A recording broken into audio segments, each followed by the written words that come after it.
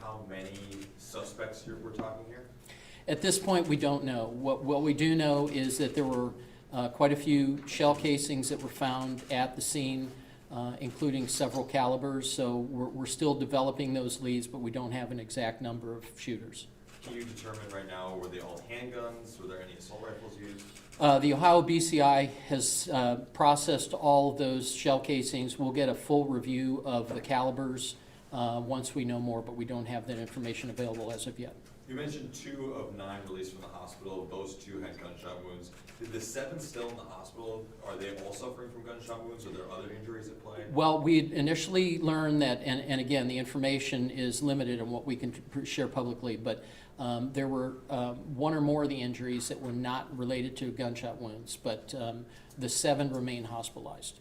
Chief, there was the nonprofit offering the reward up to $5,000. Is Summit County Crime Stoppers doubling down on that? So is it up to $10,000? So we're working with BCI to reach out to Crime Stoppers, but I did learn this morning of the nonprofit that is offering a $5,000 reward. So we'll be working with them. So at this point in time, I can't commit to Crime Stoppers doubling that as of yet.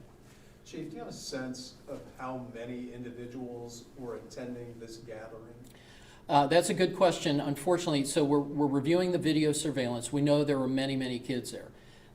Unfortunately, when our officers first arrived on scene, many had scattered and fled the area before our officers got there.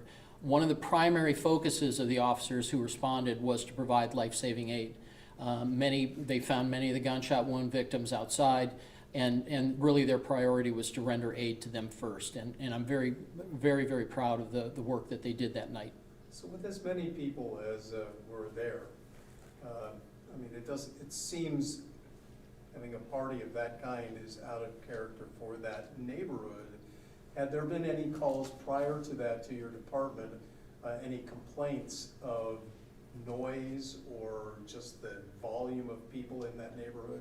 We've had no other complaints at that particular residence or in that neighborhood. That's usually a very quiet neighborhood. And I know you've reached out to the homeowner who does not live in Ohio. Is there anything you can share from the conversation with her? I did speak with the property owner the morning of the incident. She was unaware what was happening with this particular party. Obviously, she's very concerned about the implications of what happened here. She's cooperating fully with our investigation. But she indicated that she was unaware of the fact that this particular person who had rented for the short-term rental was intending to have a party at the residence. On the advertisement of that online for this gathering, on one of the advertisements, it describes a large security presence on scene. What can you tell us about that? And is it possible that any of the shots that were fired may have come from people who were there? So we can't really confirm or deny that. What I can say is that the Bath Township Police Department was never contacted to provide security assistance at this party. So if the organizer made arrangements for private security, that would have been something beyond our knowledge. But we're anything is possible as far as who originated those shots. But again, we were unaware of any private security or law enforcement security working there.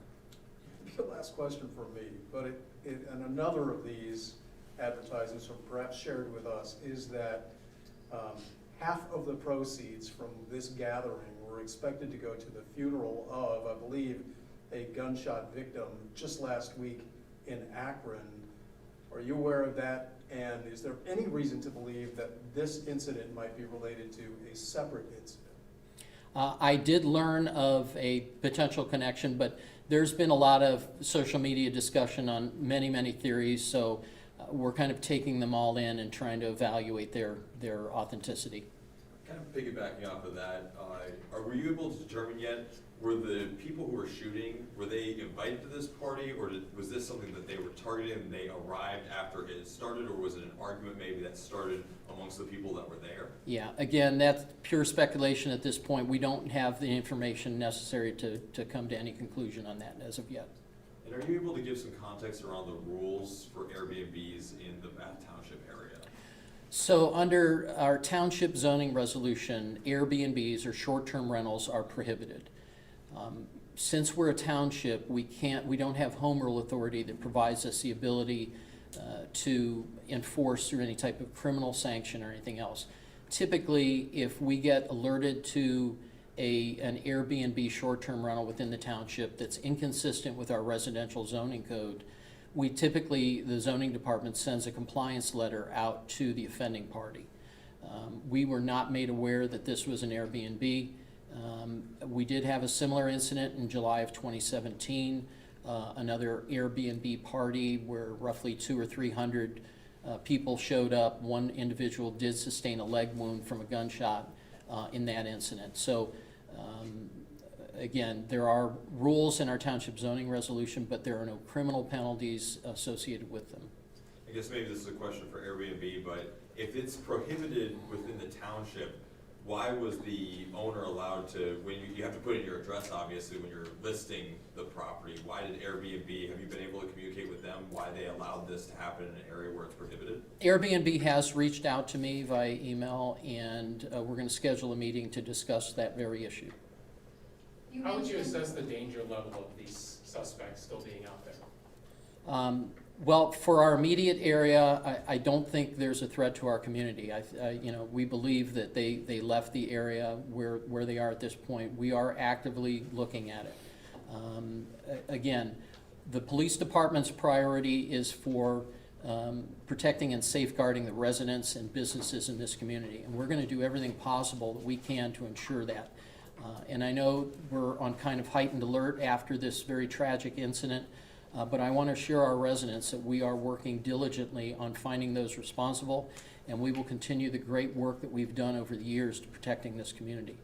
Chief, does the organizer of the party, have you talked to them? Do they face potential charges for having a large gathering in your township? So our investigators and BCI are working to track down that lead that was shared to us from the property owner. You mentioned surveillance footage. What cameras are you relying on? Cameras inside that home, street surveillance? There's really a variety of cameras, ring cameras from throughout the neighborhood, flock cameras, the license plate readers. So there's a volume of information and evidence, but it also includes cell phone videos. We did recover some of that as part of the evidence, and investigators are looking through that to see if anyone may have captured images relevant to the case. Those phone videos, did people submit those? Were those people cooperating, or are those things that you've seen online? So some of it is social media posts. Others were phones that we discovered at the scene and secured as part of the evidentiary process. So there's just a volume of information right now that we're going through. Are you able to confirm what school the juvenile victims go to or attend? Yeah, at this point, we don't know, where those victims were from. Again, much of that is because they're juveniles and the information is limited. Chief, is there a danger to the public here? One, possibly warrant shooters still out? Well, obviously, they are still at large. One or more shooters are still at large. Again, I can only speak to my community here in Bath Township, and we will, we've heightened our patrol efforts, and we will continue doing the work that we do to protect this community. Those individuals are extremely dangerous, and my hope is that we can, follow up with some leads, that parents will check their kids and encourage them to share information to us that will be helpful to this case.